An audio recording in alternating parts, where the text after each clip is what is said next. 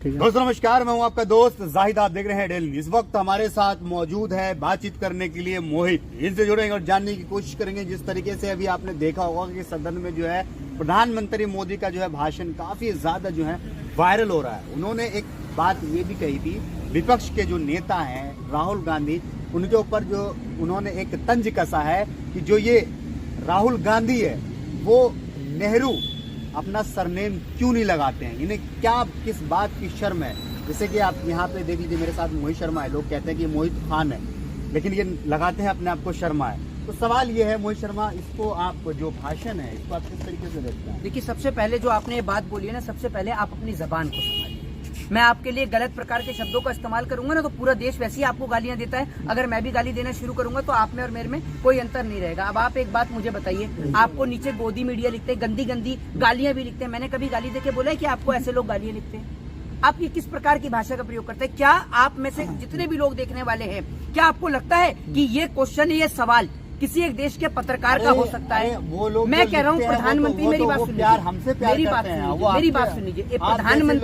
प्रधानमंत्री विपक्ष को लेकर कटाक्ष करता है, विपक्ष को लेकर कर सकते हैं, लेकिन आपका कोई हक, कोई अधिकार नहीं बनता है कि आप किसी एक इंडिविजुअल व्यक्ति के ऊपर और उसके नाम के ऊपर, उसके सरनेम के ऊपर कटाक्ष करें। आपको ये नहीं पता कि आपके ऊपर इस बात को लेकर मुकदमा तक दर्ज हो सकता है। आप यही बात हो गई है, बस आपका क्यों बात हो गई? यही होता है धमकी देना। धमकी देना नहीं सर, मैं मेरी बात सुनिए। आप प्रधानमंत्री मोदी ने मैं आपसे कहा है उसके ऊपर आप जवाब दीजिए। मेरी बात सुन लीजिए। आप एक बात बताइए, आपका नाम, एक मिनट, आप जाहिद खान होते हुए भी आप बोलते हैं मुझसे जब पठान फिल्म का मुद्दा होता है कि आप खान गैंग से। आप खान गैंग से नहीं है, मुझे ये बताइए। क्यों खान गैंग से? नहीं तो आप कौन सी गैंग से? जरा अपनी गैंग का नाम बताइए। हम इस देश से हैं। इस देश, भारत देश में राज्य कितने, जरा बताइए। इस देश में राज्य कितने हैं? राज्य से क्या साबित हो जाएगा? नहीं, राज्य आप इस देश में रहते हैं ना, जरा बताइए, मैं तो देख लूं।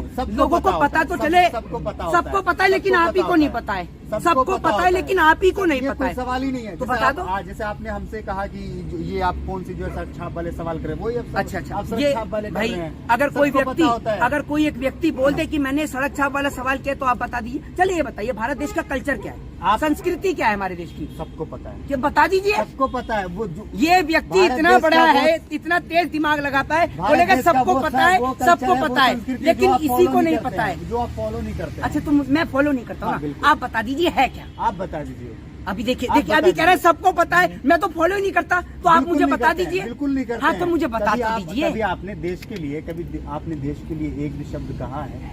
कभी आपने कहा एक भी शब्द? वाह, ताली मारेंगे। ये महंगाई, ताली मारेंगे, बेरोजगारी, इस देश की गिरती अर्थव्यवस्था, ठीक है ना? ये कह रहे महंगाई नहीं है, तो आप तो अंबानी और टाटा बिरला होंगे। तो ये 80 करोड़ लोगों को जिनको सरकार राशन दे रही है, ये कौन लोग हैं? मुकेश अंबानी है, टाटा बिरला है, धीरू भाई अंबानी है। सरकार 80 करोड़ लोगों को जो है राशन दे रही है। वो जरूरतमंद लोग हैं। तो अब कहने का मतलब फिर महंगाई है? महंगाई कहाँ है? जरूरतमंद है, जरूरत सबको होता है। तो आप राशन लेते हैं? मैं क्या बोल रहा हूँ, आप राशन लेते हैं? मैं आपके सवाल का जवाब दूंगा सर। मैं क्या बोलता हूँ, मैं आपके सवाल का जवाब, आप मेरे सवाल का जवाब दीजिए। आप राशन लेते हैं?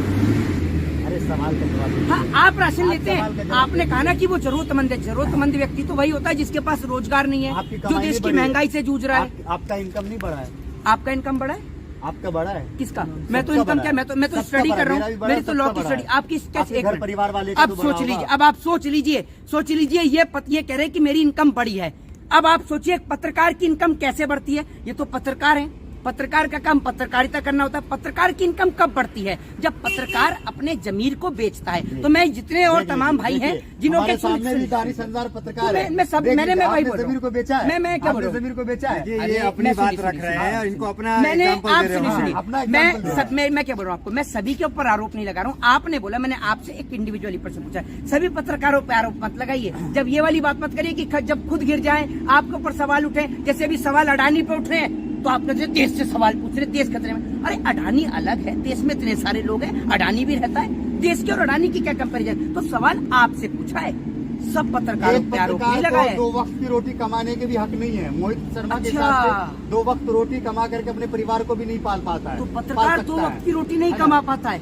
तो ये जो बड़े बड़े पत्रकार जो ऑडी से आते हैं, कोई मर्सिडीज से उतरता है, कोई अपने खुद के स्टूडियो खोलता है, 2 वक्त की रोटी भी नहीं खा पाते। देखिए मोहित शर्मा, कुछ पत्रकार आत्मनिर्भर भी हैं, आप भी जानते होंगे, यूट्यूब का नहीं, जमाना है। मैंने बोला, मैंने वही बोला, मैंने पता उचित है, नहीं, जरूरी नहीं कि कोई अगर ऑडी से आ रहा है, चाहे जाहिद ऑडी से आ रहा है या हम BMW से आ रहे हैं, तो हम जो है दलाली करते हैं, हम किसी की चाटुकारिता करते हैं। मैंने आपसे क्या आपको पता है, हमारे मिलियंस सब्सक्राइबर हमारे व्यूअर्स है, हम सच्चाई दिखाते हैं तो पैसा उससे आता है। इसका ये मतलब नहीं कि हम बीजेपी से दलाली करते हैं। नहीं, अभी मैंने इनसे पूछा, मैंने आपका आरोप बिल्कुल निराधार है मोहित शर्मा, मैंने आपको निराधार नहीं है, मानना मैंने इन्हीं के कहने पर मैंने आपको एक तार्किक एक जवाब दिया। इन्होंने कहा कि मोदी सरकार के आने के बाद में हमारी आय बढ़ी है, तो एक पत्रकार की आय कैसे बढ़ सकती है? सबकी बड़ी है, चाहे वो पत्रकार हो, चाहे मेरी क्या बात नाम है, सुनिए, नरेंद्र मोदी, चाहे एक वो मिनट, मजदूर सर हो, चिल्लाइए मत, चाहे पहले कोई मैं अभी इनसे बात मोहित शर्मा, करूं।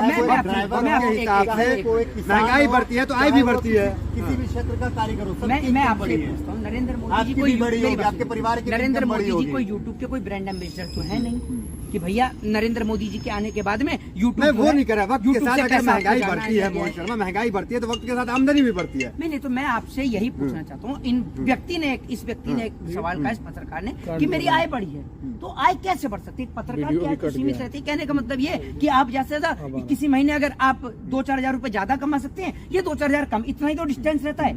अब आप ये सोचिए, कह रहे हैं मेरी आय बढ़ी है, तो इस व्यक्ति की, इस पत्रकार की आय का इनकम ऑफ सोर्सेज क्या है? एक पत्रकार तो पत्रकारिता करता है, ठीक है। अब मेरी बात सुनिए, अब सुनिए, मेरी एक मिनट सर, आपके परिवार में कितने लोग हैं? मेरी बात तो सुनिए, मेरी बात तो सुनिए, मेरी बात तो सुनिए, मेरी बात सुनिए, मैं उसी का मोदी जी के आने के बाद उसी का जवाब दे रहा हूँ। एक व्यक्ति की आय कब बढ़ती है? अगर आप किसी गवर्नमेंट जब दलाली करे तब, गवर्नमेंट जॉब में काम कर रहा है, गवर्नमेंट जॉब में अगर कोई व्यक्ति अगर गवर्नमेंट जॉब में काम कर रहा है, गवर्नमेंट सेक्टर में काम कर रहा है, तो उसका प्रमोशन हो सकता है, तब उसकी आय की इनकम में जो है वो वृद्धि होगी। अच्छा, लेकिन जो आप ये मजदूरी सोचिए ना, करता है, जो क्या नाम है, किसान है, उसकी आय कैसे बढ़ती है? किसकी? जो किसान है, जो मजदूरी करते हैं, जो कारीगर है, जो ड्राइवर है, अच्छा, उनकी इनकम, उनकी किसान की, एक मिनट आप ये बताइए, कौन सा आर्टिकल और कौन से सेक्शन में ये लिखा है कि किसान की आय सीमित है या किसी ड्राइवर की आय सीमित है? हाँ। ये बताइए आप मुझे। लिखा है कि किसी पत्रकार की आय सीमित है? किसकी? मैं आपको बताऊं, सुन लीजिए, अगर आप किसी क्या चैनल में के अंदर काम करते हैं, जैसे आप नेशनल टीवी में काम कर रहे हैं, तो आपको लोगों को सैलरी मिलती है। अरे तो मेरी बात तो सुन लीजिए, तो आप नेशनल चैनल में काम कर रहे हैं, जो आपकी आय बढ़ गई। अरे मत करिए। हम देश के लिए काम करते हैं, हमारे पास ये टैलेंट है कि हमारे पास व्यूअर्स हैं, लोग हमसे प्यार करते हैं, लोग हमें देखते हैं। बहुत बढ़िया। आप देश के लिए काम करते हैं, आप देशद्रोह का काम करते हैं, देश के विरोध में काम करते हैं। आप इतने सारे पत्रकार, मैं आपसे पूछता हूँ कि आप देश के विरोध में काम करते हैं या अकेला व्यक्ति देश हित में काम कर रहा है? आप देश के विरोध में काम कर रहे हैं, जरा इस सवाल का जवाब दीजिए। आप कैसे बोल सकते हैं किसी व्यक्ति ने? आज देश के ऊपर एक महंगाई का पहाड़ टूटा है, आपको इस बात को समझना पड़ेगा। बेरोजगारी का पहाड़ टूटा है, आपको इस बात को समझना पड़ेगा। एक देश का आम जनता है, देश की आम नागरिक जो है 2 वक्त की रोटी के लिए परेशान है, आपको इस चीज को समझना होगा। आप हिंदू और मुसलमान के मुद्दे लाकर लोगों का ध्यान भटका सकते हैं, लेकिन महंगाई और बेरोजगारी को इस देश से दूर नहीं कर सकते हैं। क्या सरकार प्रयास नहीं कर रही है? देखिए सर, सरकार प्रयास, मेरी बात सुनिए, सरकार प्रयास कहां से करेगी? सरकार प्रयास कर ही नहीं रही है। सरकार अगर प्रयास करती तो इस देश के अंदर जो सरकारी संपत्ति है उसके अंदर इजाफा होता, लेकिन सरकार जो है वो सरकारी संपत्तियों को बेचने का काम कर रही है। जैसे कहने का मतलब ये है कि अभी प्रधानमंत्री नरेंद्र मोदी जी ने 2 दिन पहले वंदे भारत जो ट्रेन है उसका उद्घाटन किया। आपने देखा होगा, वंदे भारत ही बोला है मैंने, वंदे भारत जो ट्रेन है उसका उद्घाटन किया महाराष्ट्र के अंदर। आपको पता है उसका किराया कितना है? उसका किराया इतना एक्सपेंसिव है कि एक व्यक्ति जो है, एक आम व्यक्ति, ट्रेन किसके लिए होती है? हवाई जहाज में एक अच्छा आदमी बैठ जाता है, ट्रेन किसके लिए? ट्रेन है एक आम व्यक्ति के लिए जो अपने घर आ रहा है, कभी बिहार से दिल्ली में रोजगार कर रहा है या बिहार से मुंबई में काम कर रहा है, यूपी से मुंबई में काम कर रहा है या अपने घर परिवार जा रहा है, वो व्यक्ति ट्रेन का इस्तेमाल करता है। तो ट्रेन को इतना एक्सपेंसिव उसका खर्चा है, उसकी इतनी एक्सपेंसिव टिकट है कि एक आम व्यक्ति ट्रेन की टिकट ही नहीं ले पा रहा। तो आप चाहे 1 वंदे भारत चलाएं, चाहे 1000 वंदे भारत चलाएं, उसका कोई फर्क नहीं पड़ रहा है, क्योंकि आम जनता और आम नागरिक आज भी परेशान है।